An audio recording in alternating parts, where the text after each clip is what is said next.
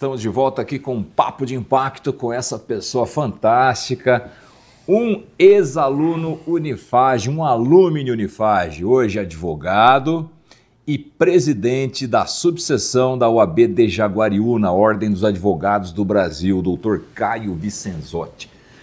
Dr. Caio, eu queria perguntar o seguinte, posso falar Caio, né? Lógico, pelo amor de Deus. Caio, eu queria te perguntar, porque você falou do exame de ordem, né? E eu acho importante, você falou da primeira fase, da segunda e a pressão.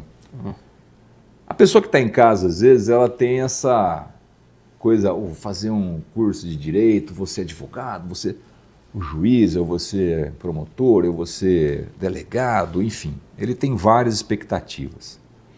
E você falou do primeiro passo para tudo isso, que você tem que primeiro tirar o OAB, para você ter o exercício profissional, e aí você vai continuar na carreira de advogado, que foi o seu caso, se apaixonou pela advocacia e continuou. Ou para depois fazer um concurso, mas que obrigatoriamente tem essa necessidade desse exercício profissional aí por um período de tempo, de acordo com a lei. O que eu pergunto para você? Você falou da primeira e segunda fase para chegar nesse primeiro estágio que você tem e depois passar no segundo e aí sim tirar a sua credencial para te habilitar profissionalmente a exercer advocacia, a carteira da OAB.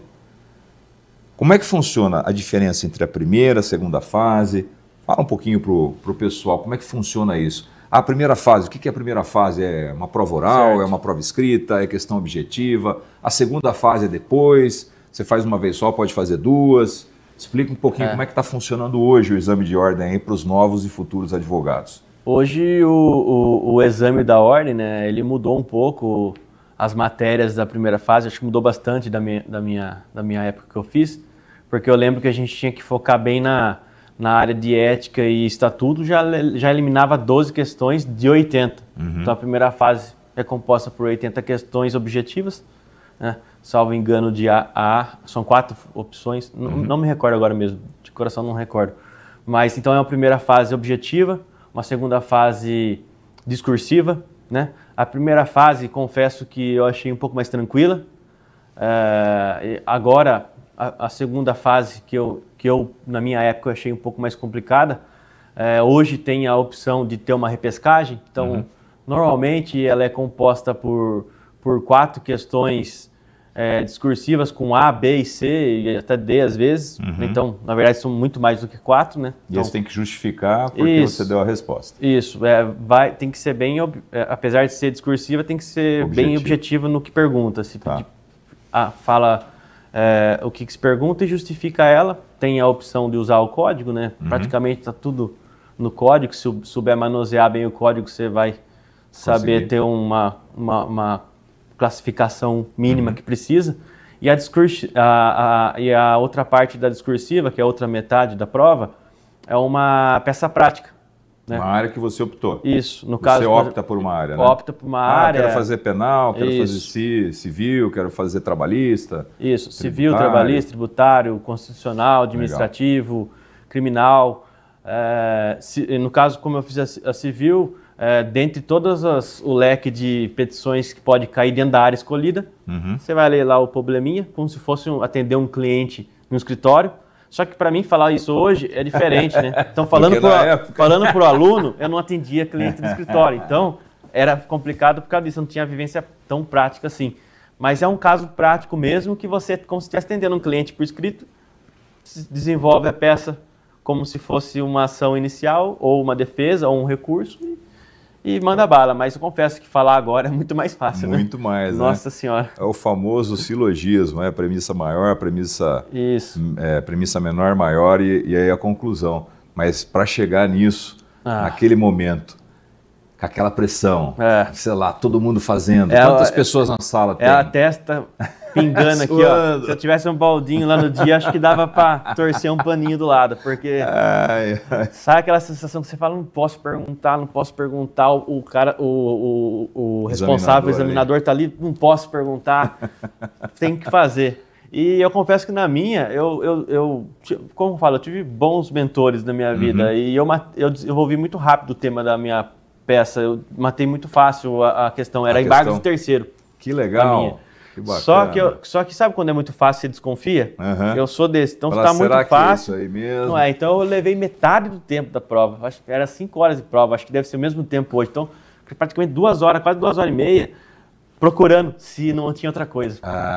É insegurança, né? Por isso que tem que praticar muito como fazer a prova também. Bacana. E eu lembro que eu estudei, além de estudar os temas, eu estudei também como fazer ela. E ainda assim fiz isso aí, né? Então aí eu falei, não, vou agora para as respostas. Fiz em meia hora todas as respostas. E as outras 2 horas foi para a peça. Que coisa, então dá para fazer em 2 horas e meia a prova. Muito bom. E tinha bastante gente na sala? Não, estava cheia, estava lotado. Era uma sala de mais ou menos... Era uma sala pequena, mas tinha muita gente. Devia ter umas 30 pelo menos. Campinas? Foi lá em Campinas. Lá era uma faculdade, tinha umas salas bem pequenininhas que não tinha janela. Não lembro qual que era. Nada a ver com a FAG, né? Não, aqui é primeiro mundo. Não, é uma sala bem fechada. Para quem tem claustrofobia ali, tá lascado. E aí bacana. assoma com o nervosismo da prova, então... Mas foi era muita gente, tinha umas 30 pessoas na sala. Para uma sala pequena. Caramba, que bacana, viu? Olha, que experiência boa, né? Para hoje contar é fácil, né? Então, aí que eu falo. E aí o importante é você fazer o estágio na faculdade, né? Porque se tiver uma experiência prática, vai te ajudar muito na prova. É isso que eu ia falar. Nesse momento, entrar em alguns diferenciais aqui do que te ajudou a formação dentro da instituição e as parcerias que a Unifage sempre teve, né? Com a OAB, com o Poder Judiciário, com o Ministério Público, com a Polícia Civil, com a Polícia Militar, no âmbito federal também, Ministério Público do Trabalho e tudo mais. Como é que você vê isso hoje, Caio? Quais foram os diferenciais principais? Você citou a questão do estágio. Hoje a gente percebe que o pessoal que participa de um estágio que é ofertado aqui pela Unifage, em vários órgãos e entidades, e escritórios também de advocacia, ele acaba tendo um diferencial muito grande na formação prática e a facilidade maior para poder ter essa mensuração do que deve ser, do que não deve, o que eu vou utilizar na prova da OAB, o que eu não vou e assim por diante. E aí o índice sobe. Então fala um pouquinho disso para a gente aí, para o público. Como é que foi, na sua formação, os diferenciais principais que você teve aqui dentro da instituição e o incentivo para isso? Flávio, quando eu estudei aqui entre 2008 e 2012, né? Eu tive... isso eu já falei, né? Não vou ser repetitivo. Claro. Excelentes professores, mas um dos diferenciais que eu me lembro, são histórias que eu lembro, um professor de processo civil e direito civil, era processo civil recursos, o Dr. Geraldo, entre outros, mas eu tive a prática com eles. Então, por exemplo, ele dava a teoria e aí eles levavam nós para o plenário lá de São Paulo, lá, ver uma sustentação. O criminal, a gente tinha aula na teoria e fazia um júri simulado.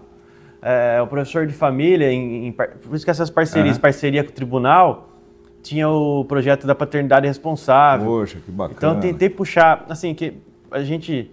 Puxei assim, lembrei de 3 momentos assim, bem práticos que colocam em prática mesmo o lema, né, da faculdade, que é aprender... na prática, né? Então, você lembra até do lema, porque a gente ouve bastante.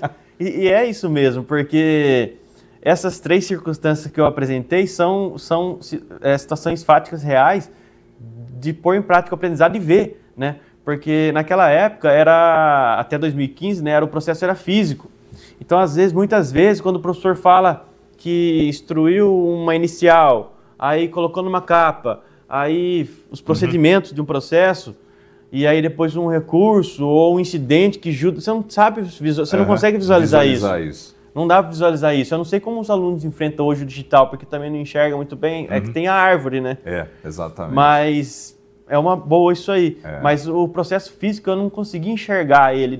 Depois que a gente vê ele, que alguns professores levam os processos arquivados, que podem levar processo arquivado, né, para estudo, aí você, não, é isso. Inclusive, é aqui isso. A gente tem um acervo grande aqui, né, de processos que, claro, né, respeitados aí a questão de sigilosidade das partes, mas tem um acervo grande enxergar aqui. O que você está estudando, para mim, foi um grande diferencial. Que bacana. Porque eu sou um cara que tem que estudar e ver como que é. Né? E isso aí, para mim, ajudou muito para no início,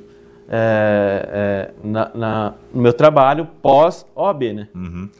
E lá dentro dessa sua situação de estágio, Você participou de um estágio na Câmara Municipal de Santo Antônio de Posse, no Legislativo, e depois no Judiciário. Qual foi o principal diferencial entre uma situação e outra? Porque lá você estava no departamento jurídico e aqui você foi para o fórum. Na Câmara Municipal, que na época era até o atual prefeito da Posse, o Ricardo Cortez, ele era o presidente da Câmara. E eu peguei uma fase... A esposa foi aluna aqui também, né? Também, a Pink, né? Isso mesmo. Eu lembro dela quando eu entrei aqui. E o filho dele também, acho que se formou aqui também. Família inteira. Família inteira. Mas eu me lembro no estágio da Câmara que eu peguei realmente legislação.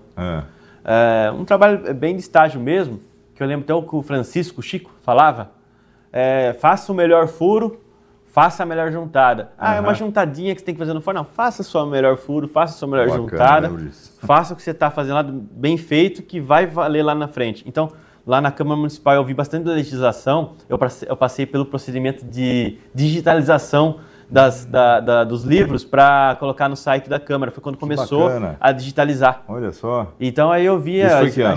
Isso aí foi em 2010. E tinha lei desde que eu me lembro de 80 e pouco, 90. Eu tive parentes que participaram já de... Você tinha 19 anos na época? Eu tinha 19. 19 para 20. 19 anos.